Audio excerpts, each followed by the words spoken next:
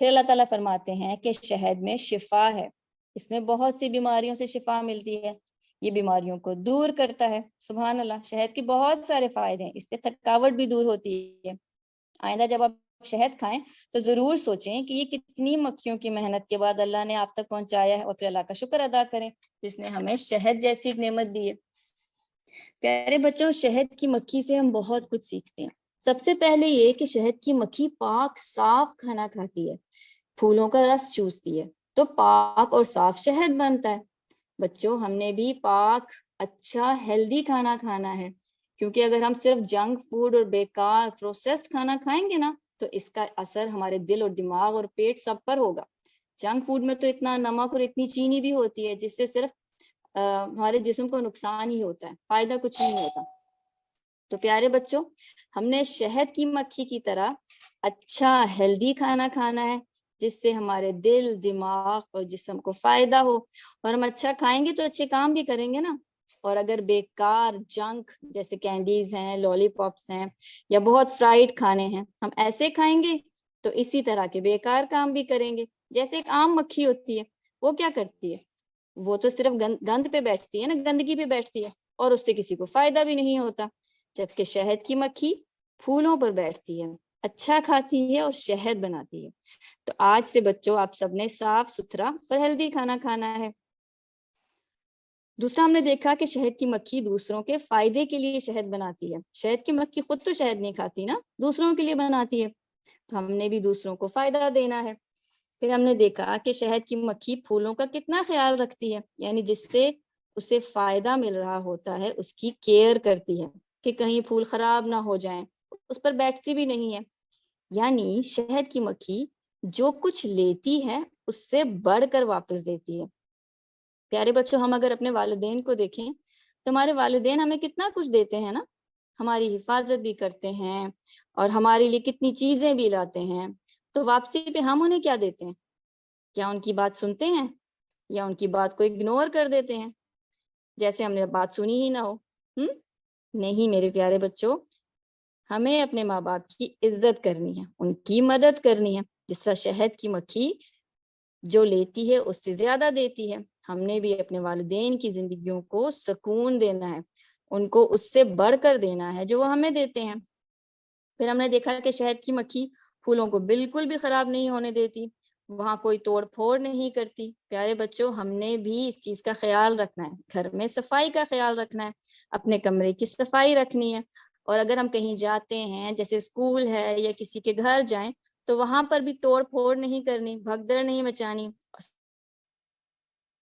چیزیں الٹ پلٹ نہیں کرنی۔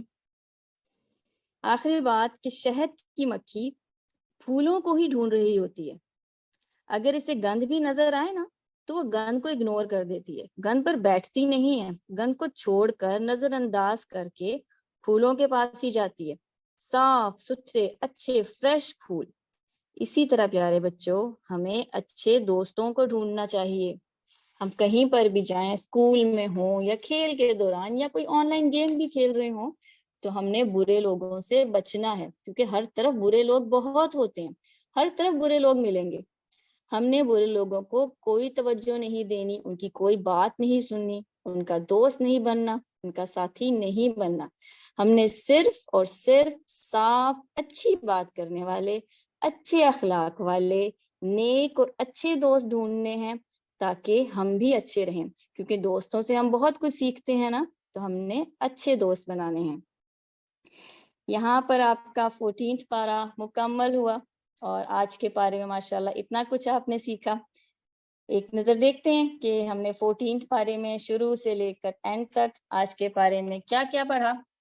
سب سے پہلے ہم نے دیکھا تھا کہ قیامت کے دن آخرت میں اللہ تعالیٰ ہمیں بتاتے ہیں کہ کافر کیا کہیں گے؟ کاش ہم برے کام نہ کرتے۔ اس سے ہم یہ سیکھتے ہیں کہ ہمیں کاش سے بچنا ہے اور آخرت کی رسوائی سے بچنا ہے۔ پھر ہم نے دیکھا کہ قرآن کی حفاظت کا ذمہ اللہ تعالیٰ نے خود لیا ہے، اس میں کوئی تبدیلی کر نہیں سکتا۔ پھر ہم نے دیکھا کہ جہنم کے 7 دروازے ہیں اور 7 سے مختلف قسم کے مجرم داخل ہوں گے۔ ہم نے دعا کرنی ہے کہ اللہ تعالیٰ ہمیں جہنم میں جانے سے بچا لے، ہمیں اللہ تعالیٰ جنتیوں میں کر لے۔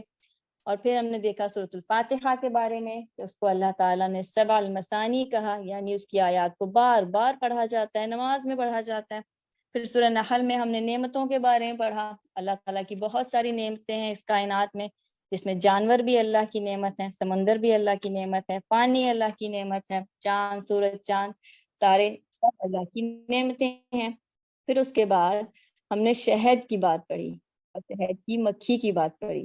شہد میں شفا ہے، لذت ہے، اور شہد کی مکھی سے ہم نے بہت کچھ سیکھا کہ شہد کی مکھی کیا کیا کرتی ہے، پاک صاف کھاتی ہے، پاک صاف شہد بنتا ہے، اور شہد کی مکھی پھولوں کا خیال رکھتی ہے، ہم نے بھی خیال رکھنا ہے سب کا۔